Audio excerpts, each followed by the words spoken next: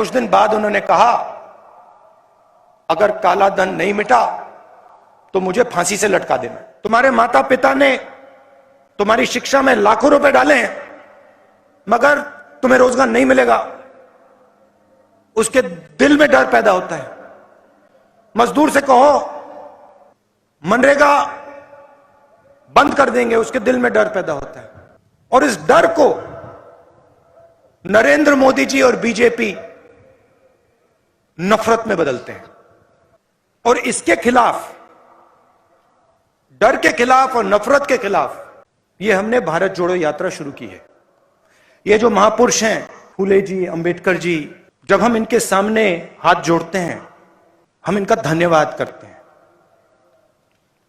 हम इनका इसलिए धन्यवाद करते हैं कि इन्होंने हमें रास्ता दिखाया है, इन्होंने हमें जीने का तरीका दिया है।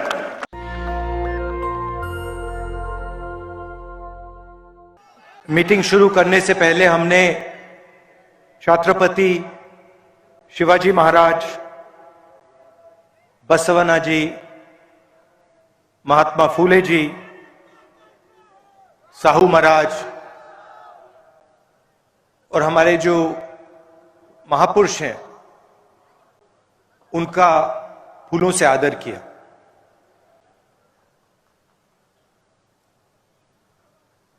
ये जो हमने आदर किया, इसका मतलब क्या है? ये हमने किस कारण किया, क्यों किया? हमने इसलिए किया क्योंकि इन लोगों ने अपनी जिंदगी, पूरी की पूरी जिंदगी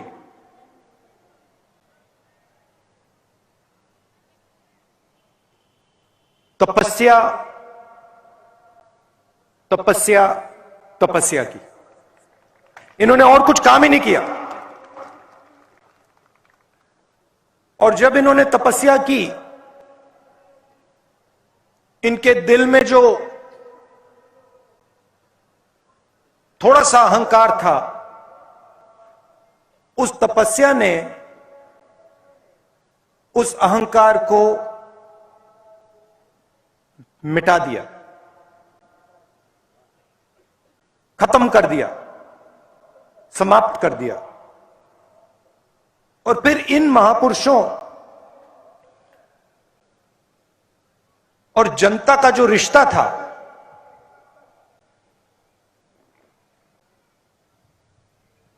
वो बिल्कुल दूसरे तरीका का रिश्ता था। उनकी तपस्या का हम आदर करते हैं। उन्होंने जो दिल से अहंकार मिटाया, उसका हम आदर करते हैं। और जो इनका रिश्ता था हिंदुस्तान के लोगों से, उसका हम आदर करते हैं। इसीलिए आज हमने इनके सामने हाथ जोड़े, इसीलिए आज हमने इनके सामने फूल रखे। ये देश तपस्या का देश है। अब देखिए,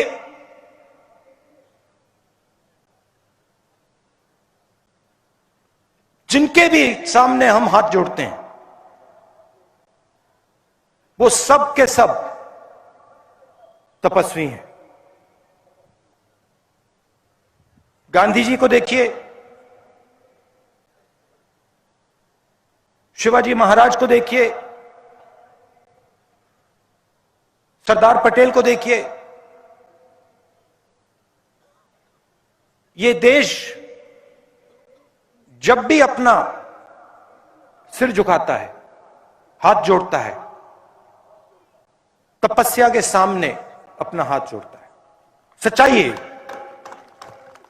और तपस्या सिर्फ इन महापुरुषों ने नहीं की।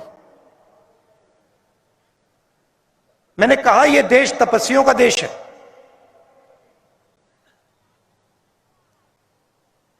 इस देश के किसान भी तपस्या करते हैं। दिन भर तपस्या करते हैं। इस देश का मजदूर तपस्या करता है। इस देश का छोटा व्यापारी तपस्या करता है। मगर आज इस देश में उसको तपस्या का फल नहीं मिलता। वो मर जाए, पिस जाए, 24 घंटा काम करे, उसे तपस्या का फल नहीं मिलता। पूरा का पूरा फायदा जो किसानों को मिलना चाहिए,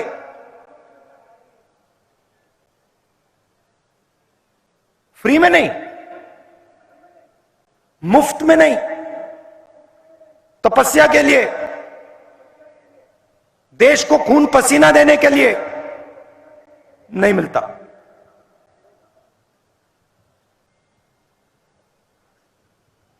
मजदूर के हाथ फट जाते हैं, खून निकल जाता है, तपस्या का फल नहीं मिलता।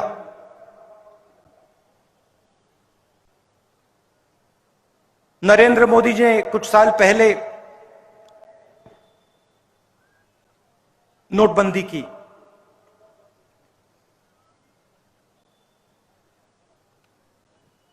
आठ बजे रात को कहा, भाइयों और बहनों,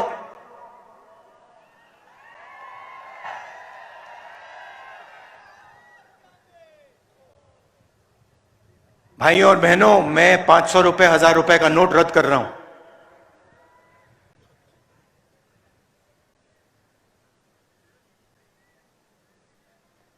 काले धन के खिलाफ मैं लड़ाई लड़ रहा हूं।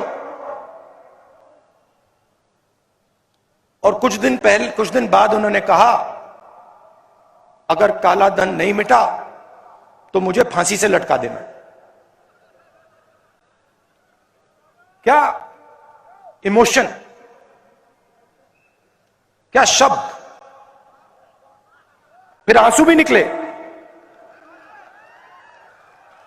उनकी अलग तपस्या है।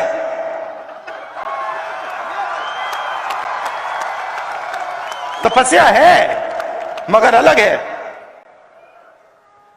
वो तो आपको दिखता है, आंसू वाली। खैर, नोटबंदी की, गलत जीएसटी लागू की, 5 अलग अलग टैक्स,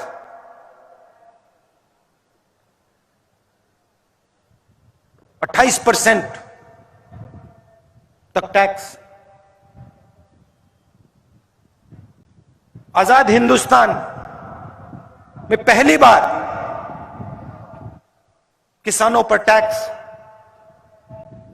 फर्टिलाइजर पर टैक्स, उनके औजारों पर टैक्स। आपकी सड़कों पे मैं चल रहा हूं,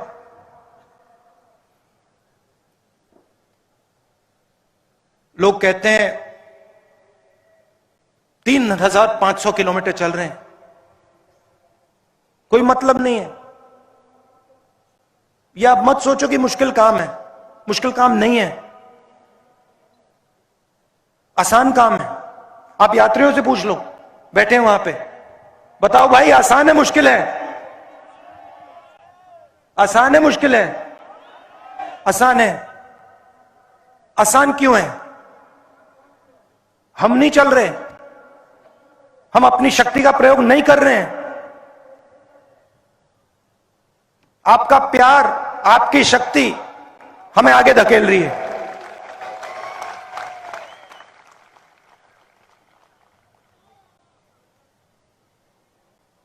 सुबह उठते हैं, आज 6 बजे से हम चल रहे हैं, 8 बज गए, थकान नहीं है। अजीब सी बात है। आप उनसे पूछो, सही बोल रहा हूं ना? बोल रहा हूं ना सही? थकान नहीं है।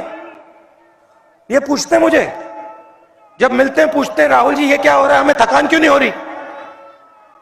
थकान इसलिए नहीं हो रही है कि हिंदुस्तान की शक्ति आपके पीछे है, किसानों की शक्ति आपके पीछे है, मजदूरों की शक्ति आपके पीछे है। कैसे होगी थकान? हो ही नहीं सकती। हम सड़क पे चलते हैं, आपसे मिलते हैं, 7-8 घंटे चलते हैं, किसानों से मिलते हैं, युवाओं से मिलते हैं, मजदूरों से मिलते हैं, स्टूडेंट से मिलते हैं, सबसे मिलते हैं, आपकी बात सुनते हैं,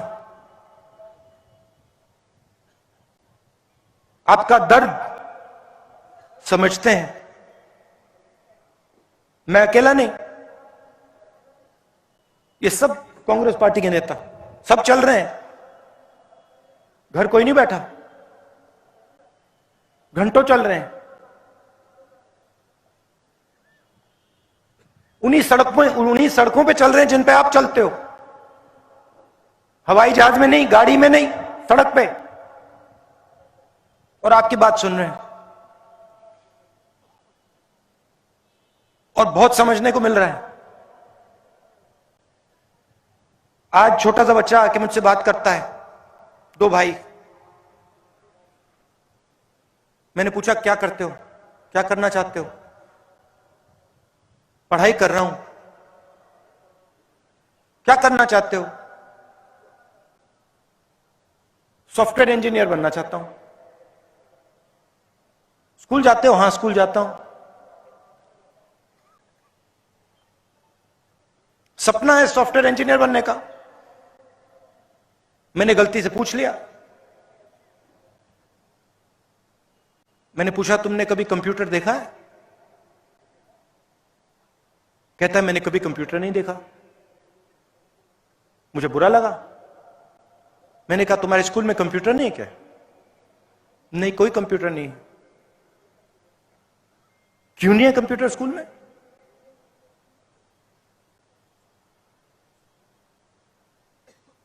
क्योंकि हिंदुस्तान का पूरा धन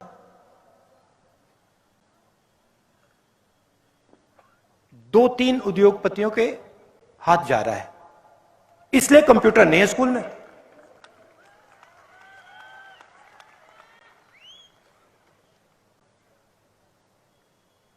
और वही बात किसान के साथ एमएसपी नहीं मिलती। क्यों नहीं मिलती? कर्जा माफ नहीं होता। क्यों नहीं होता? मजदूर भी वही कहता है, मनरेगा का पैसा नहीं मिलता, काम नहीं मिलता। क्यों नहीं मिलता? भाई और बहनों, पैसे की कोई कमी नहीं है इस देश में। पैसे की कोई कमी नहीं है। यहां पे हमारे किसान भाई बैठे हैं ना, आपने पंप देखा है ना,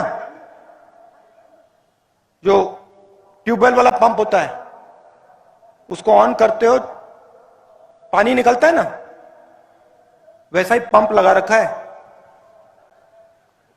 हंसो मत, आपके जेबों में से पैसा निकाल रहा है वो पंप।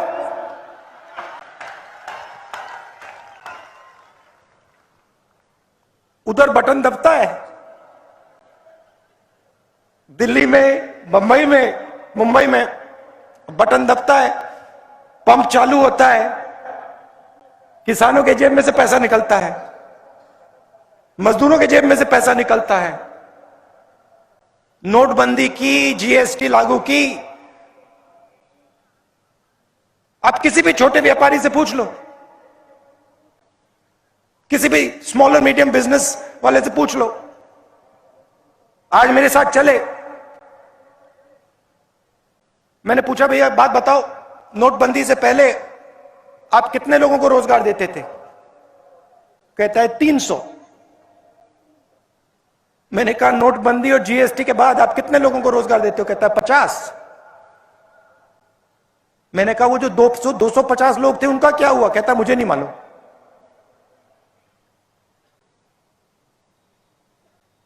नोटबंदी और जीएसटी ने यह काम किया है। जो हिंदुस्तान की रीढ़ की हड्डी थी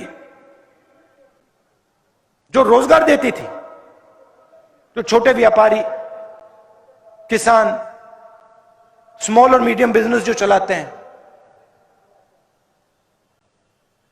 जो लाखों बिजनेसेस हैं, मगर हर एक बिजनेस 300, 400, 500, 1000, 2000, 3000 लोगों को रोजगार देता था, उन सब को खत्म कर दिया।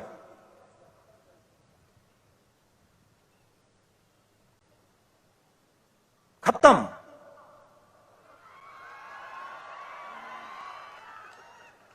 बहाना बनाया कि काले धन को हम मिटा देंगे और हिंदुस्तान की रोजगार की रीढ़ की हड्डी को तोड़ दिया। मैं पूछता हूं आपसे, कितने 8 साल हो गए नोटबंदी के बाद? 8 साल हो गए ना? 6 साल, 6 साल हो गए, काला धन गायब हो गया? खत्म, बाय बाय ना? काला धन बढ़ गया 15 लाख,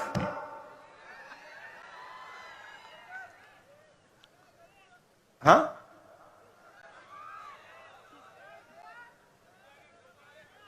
जैसे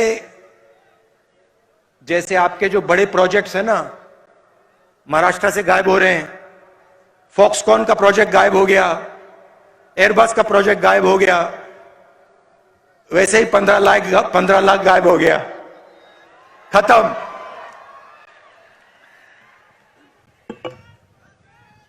और ये जो इनकी पॉलिसीज हैं, इससे डर फैलता है। आप किसान को एमएसपी ना दो, किसान का कर्जा माफ मत करो, उसको सही रेट ना दो, उसके दिल में भय पैदा होता है। आप युवा से कहो कि देखो, तुम्हें हम रोजगार नहीं देंगे, तुम्हारे माता पिता ने तुम्हारी शिक्षा में लाखों रुपए डाले हैं, मगर तुम्हें रोजगार नहीं मिलेगा, उसके दिल में डर पैदा होता है। मजदूर से कहो मनरेगा बंद कर देंगे, उसके दिल में डर पैदा होता है। और इस डर को नरेंद्र मोदी जी और बीजेपी नफरत में बदलते हैं। ये काम करते हैं और इसके खिलाफ, डर के खिलाफ और नफरत के खिलाफ, ये हमने भारत जोड़ो यात्रा शुरू की है।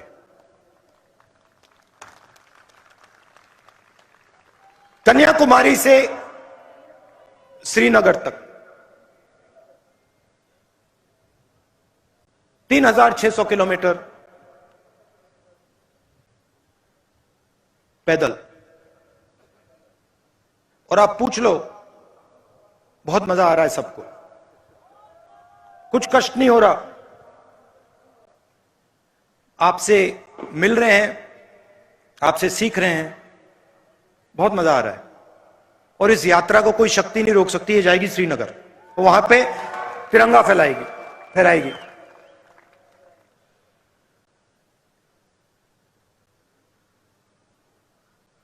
आपने, जैसे मैंने पहले कहा, अपनी पूरी की पूरी शक्ति,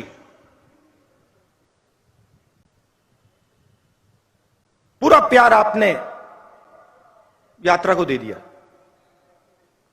यात्री चल रहे हैं, मगर लाखों लोग हमारे साथ चल रहे हैं। कन्याकुमारी से लाखों लोग इस यात्रा में शामिल हुए हैं और आप हमें शक्ति दे रहे हो, हमारी मदद कर रहे हो। इसके लिए मैं आपको दिल से धन्यवाद करना चाहता हूं।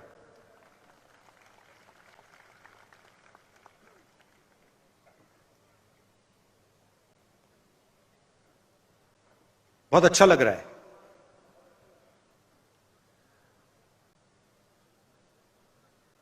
बात मेरे दिमाग में आई, पता नहीं कहां से आ गई। बोलूं? शायद नहीं बोलनी चाहिए। बोलूं? थोड़ी कंट्रोवर्शियल हो जाएगी। बोल डालूं? बोल दूं? तो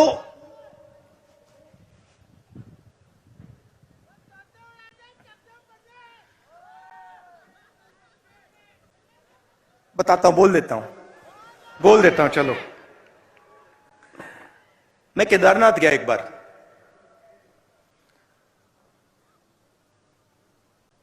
वहां के हमारे चीफ मिनिस्टर थे, उन्होंने मुझे कहा कि देखो केदारनाथ जाना है।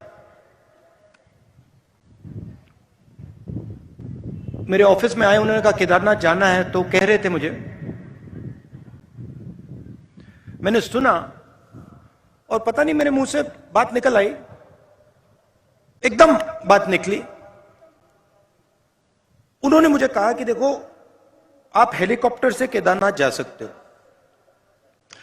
जैसे ही उन्होंने ये बोला, मैंने कहा मैं हेलीकॉप्टर से केदारनाथ नहीं जाऊंगा। मैं अगर केदारनाथ जाऊंगा तो मैं पैदल जाऊंगा, क्योंकि मैंने सोचा कि अगर मैं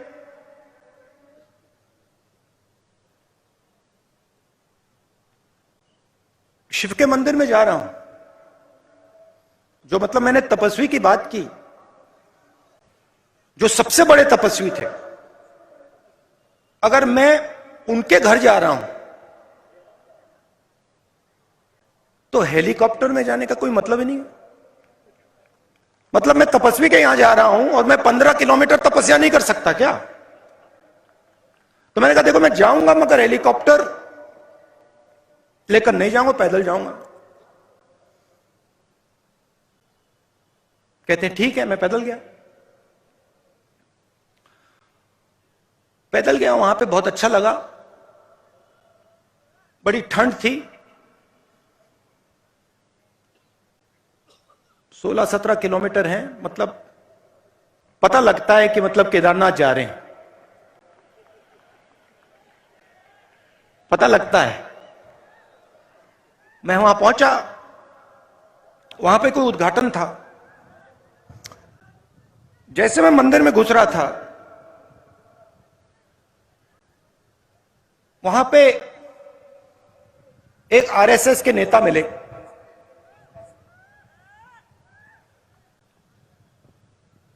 मैंने नमस्ते की।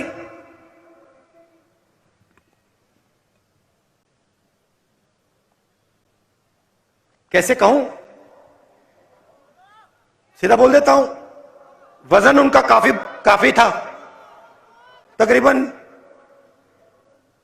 देखो 100 किलो तक था। तो हम अंदर जा रहे थे और उनके पास, उनके साइड में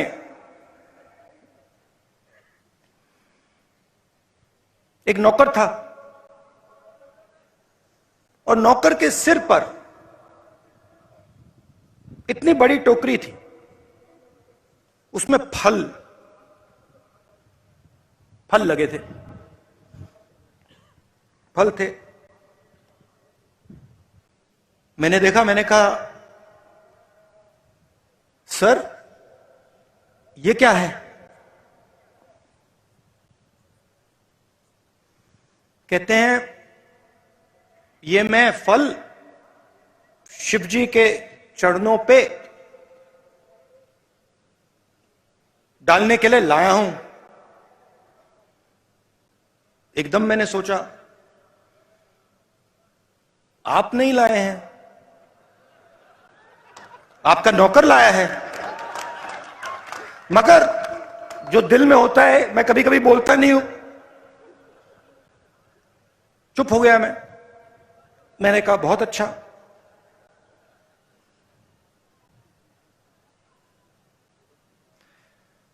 मुझे देखते हैं, कहते हैं अब कब आए? मैंने कहा मैं तो कल रात को आया था, आप कैसे आए? मैं तो चल के आया, 100 किलो का वजन था, तो मैंने बदतमीजी नहीं करनी थी, तो मैंने सवाल नहीं पूछा, मैं चुप हो गया। मगर उन्होंने कहा मैं तो हेलीकॉप्टर से आया। मैंने सोचा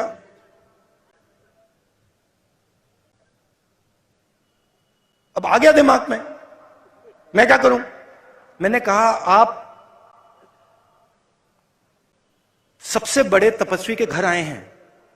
बोला नहीं, आप सबसे बड़े तपस्वी के घर आए हैं, मतलब दुनिया का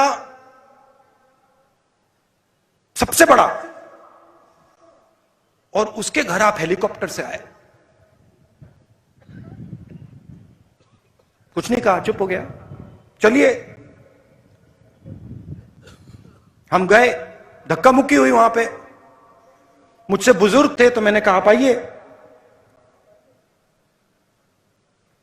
गए, उन्होंने मतलब हाथ जोड़े, पूजा हुई, मैंने भी हाथ जोड़े, पूजा खत्म हुई, बाहर निकले। मुझे कहते हैं राहुल जी आपने शिव जी से क्या मांगा?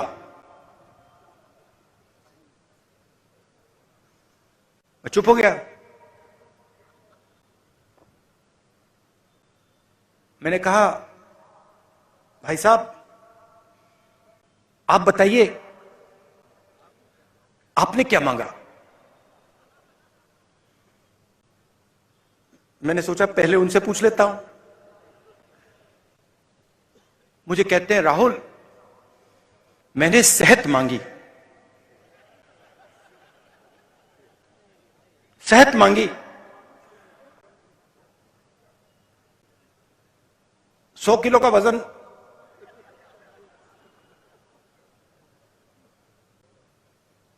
शिव जी से सेहत मांगी। अगर आप केदारनाथ पैदल आ जाते सेहत मिल जाती।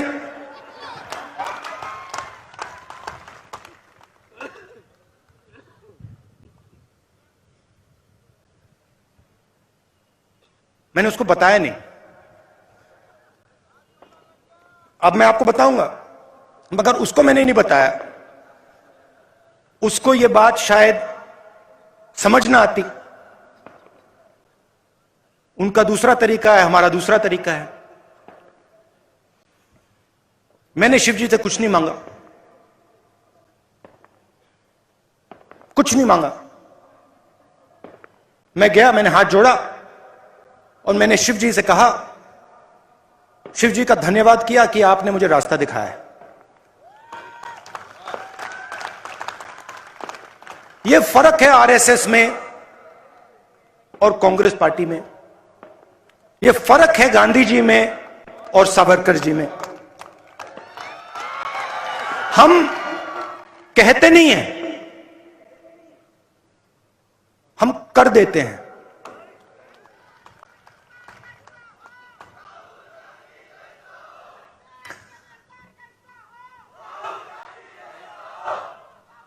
और ये जो मैंने बोला आप सब समझोगे। देखो हमारे सारे कार्यकर्ता हैं, हमारे सारे नेता हैं, ये आप सब समझ जाओगे। ये जो महापुरुष हैं, शिवाजी महाराज, फूले जी, अंबेडकर जी, गुरु गोविंद सिंह जी, मौलाना आजाद जी, जब हम इनके सामने हाथ जोड़ते हैं, हम इनका धन्यवाद करते हैं। हम इनका इसलिए धन्यवाद करते हैं कि इन्होंने हमें रास्ता दिखाया है, इन्होंने हमें जीने का तरीका दिया है। तो यह मैं आपसे कहना चाहता था। आप सबका बहुत बहुत धन्यवाद। आपने इतना प्यार दिया, इतनी हमारी मदद की। नमस्कार, जय हिंद। नेशनल दस्तक की आपसे गुजारिश है कि अगर इसको बचाना चाहते हैं तो नेशनल दस्तक को सब्सक्राइब करने के लिए रेड कलर के सब्सक्राइब बटन को दबाएं, फिर बेल आइकन की घंटी दबाएं। नेशनल दस्तक को बचाने के लिए बहुत जरूरी है कि हर खबर को शेयर करें, लाइक करें, कमेंट जरूर करें।